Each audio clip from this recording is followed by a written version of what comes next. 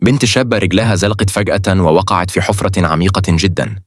لونج زي مد إيده علشان يمسكها، لكن اتشد معاها لتحت.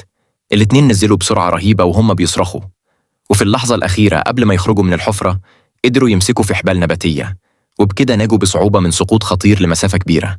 لكن قبل ما يلحقوا يثبتوا نفسهم ظهر راجل فجأة وراهم، وكان قريب جدا يخبط في لونج زي ويوقعه تاني.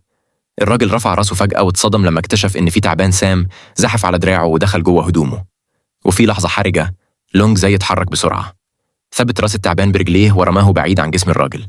لكن التعبان رجع تاني بسرعة وبدأ يزحف على الحبال النباتية ناحية البنت من الناحية التانية.